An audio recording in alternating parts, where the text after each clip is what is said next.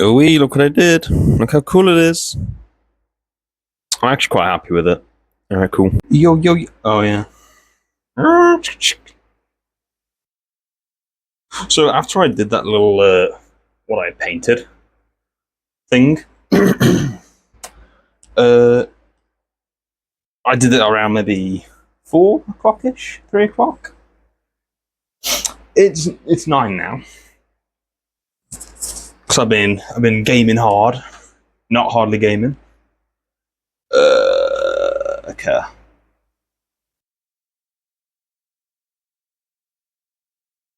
Okay, that's kind of working, okay. I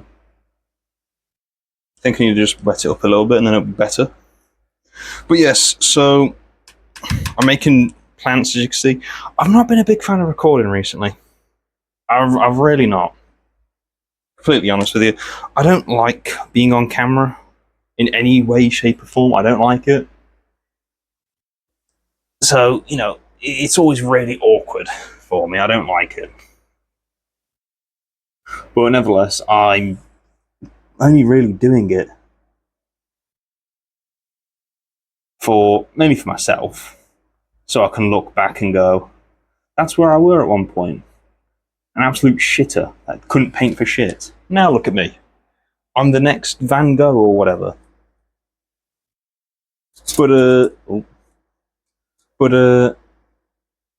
Yeah, got a new game now.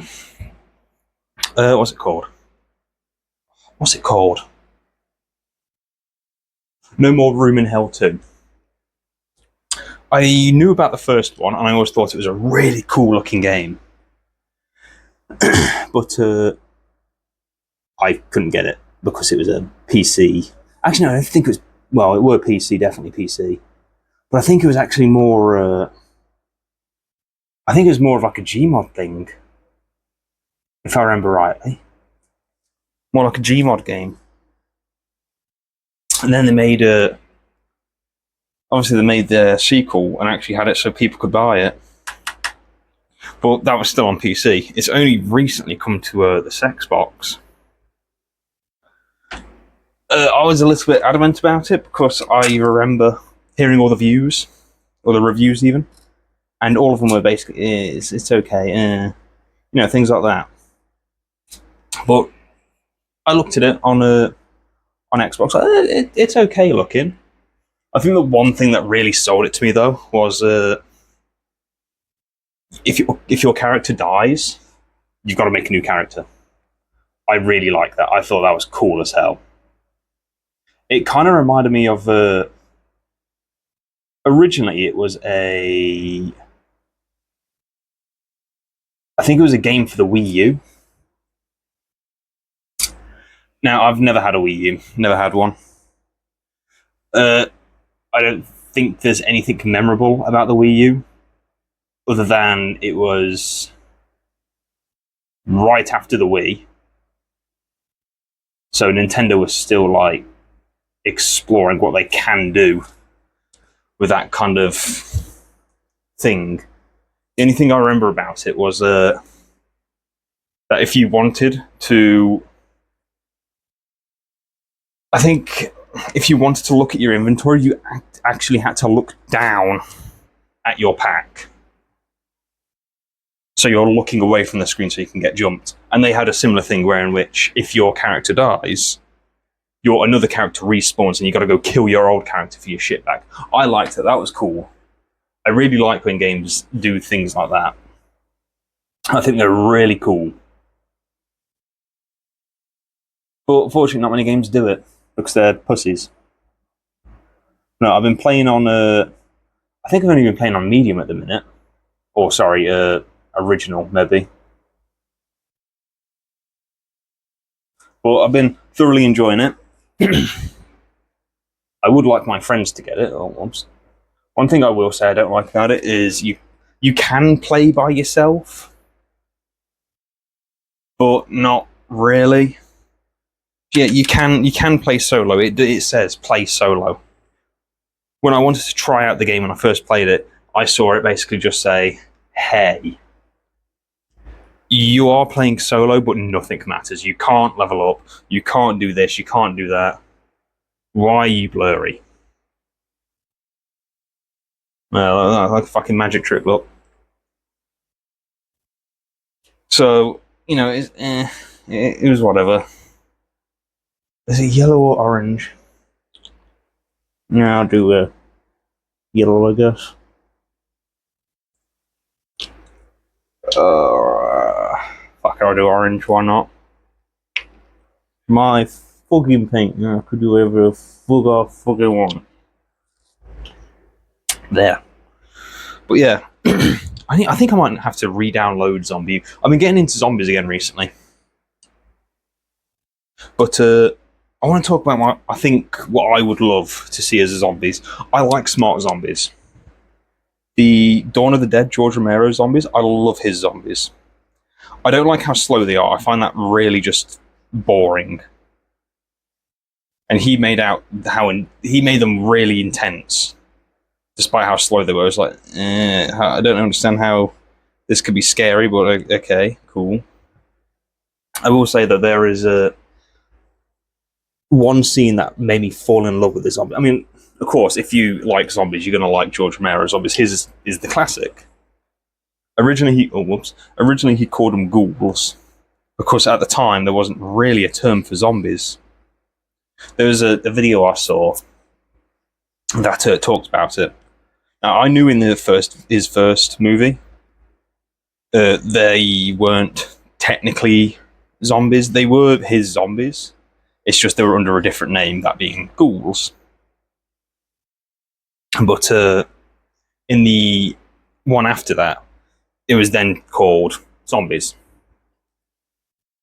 But I really did like how George's zombies were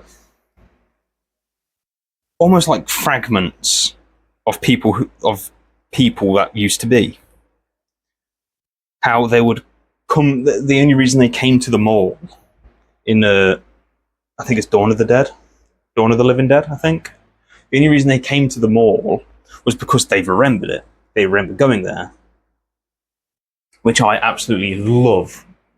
I don't know what it's called here, but there's a zombie in one of his films. There's two zombies, actually. The first one is called Big Daddy. I don't remember the other one. But Big Daddy, I think in George's universe, everything is sort of going... Shit. Everything's going back to normal. Everything's sort of... Society's coming back, but just dealing with zombies. Okay, I'm going to need more than that. All right, mint. And in the process, there's like two sides: the zombie side and the human side. Humans keep going into the zombie side to obviously get more supplies and stuff. But this is where Big Daddy comes in. Big Daddy is like a petrol station guy in his previous life. He's still wearing the overalls. He's still sitting there waiting for people to come over so he can try and fill up the car, but then obviously try and kill you. But the thing about Big Daddy is this zombie starts learning very fast. It starts getting angry. When people start killing other zombies, he gets really upset and starts like pushing zombies to the floor to save them. Which, is all nice and dandy. But he's a zombie that ends up learning how to use a gun. I don't think he uses it very well, but he can at least aim it in your general direction and shoot. He teaches the zombies how to ignore fireworks and how to go in the water and swim. Well, not swim, but more sink to the bottom of the river and walk forwards. He teaches them all how to do that and ruins the human side. And there's another one where I think they were more experimenting on zombies. And there ends up being this one zombie who salutes, takes pictures, I think. And at the end, he ends up shooting a guy and salutes him. And the guy starts screaming, "Joe Goddard!" Things like that. Again, I'm not too sure what that one's called, though, unfortunately. Of course, I've only ever seen the clips on YouTube, admittedly, but I have watched Dawn of the Living Dead, the one in the mall. But, oh. So, yeah. But it is sad, though, how lots of zombie films now have to be fast-running, sprinting zombies. I think my perfect zombie would be zombies that can only really, like, jog after you. They're fast, but you can outrun them. But if you walk, then they catch you. Because walking zombies aren't... They're scary, but only when there's loads of them. When there's loads of walking zombies, then yes, it's scary. Because it's like... But it's that thing that's like, how the hell did it happen? Shaun of the Dead was a good zombie film. It was a comedy film, yes, about the zombies. But it did make the zombies feel like a motherfucker. I'll kill myself, it's fine, it's whatever. There we go. But it did make the zombies feel like a threat. Because in the first couple of minutes of the film, the zombies aren't really a threat. The zombies are quiet. The zombies are coming about and attacking people, but no one really notices. They're out and about. They're not really loud. It's people getting sick before biting them. For them, even in like a lot of the main characters, just presume that they're just either drunk people. Like, I think like in Sean's house with Ed, and there was that other guy that gets bit. When he gets bit on the hand, it's like, oh, what did you do to him? It's like, oh, some crackhead bit me, didn't they? You know, something like that. And of course, it's England as well, so there's no guns, so it can spread even faster. But by the end of the film, the military end up coming in and wiping out, well, not killing all the zombies, but cleaning up all the towns and helping people, getting them back to regular life. And that's realistically what a slow zombie apocalypse would be. There might be a day in which, yes, all the zombies, yeah, you get attacked by a bunch of zombies, yes. But then after about 5 minutes, the military come in, wipe it all up and go like, oh, you bit? Have you been bitten? It's like, oh no, I'm all good. It's like, alright, cool. Very good then. Well, we'll take you to not a laboratory. We'll take you to a little safe zone. Make sure you've like fed. Make sure you've definitely not been bitten. We'll clean up, and then once we've cleaned up, you can go back to your house. And you don't see that at the end. You see the military come in, shoot zombies, and then it's like, oh, we did it, yay! And then it goes back to life as normal. My perfect zombie would be something that doesn't slow walk. I want it pretty intelligent. I want it to be able to look at a door, look at the handle, open it. If it can't open it, then it gets brutal and starts smashing at the door. That's what I want. I want something that's so almost pretending to be human, in a way. It still breathes despite the fact it doesn't need to. It shambles, looking and waiting for someone. And when it eventually sees someone, then it runs after them and chases them. Well, it hobbles after them as fast as it can by jogging. Like, if it can, you climb up the ladders, it can climb up the ladders too. It needs a headshot, things like that. That's what I would like. But no, unfortunately nowadays it's just, look, they're not actually dead. They're actually people still. They're just sick people. It's like, yeah, cool, whatever.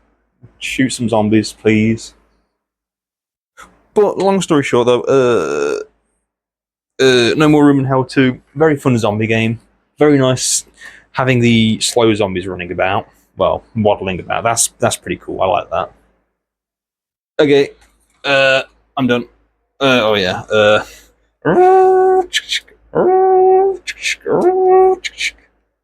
Okay, bye.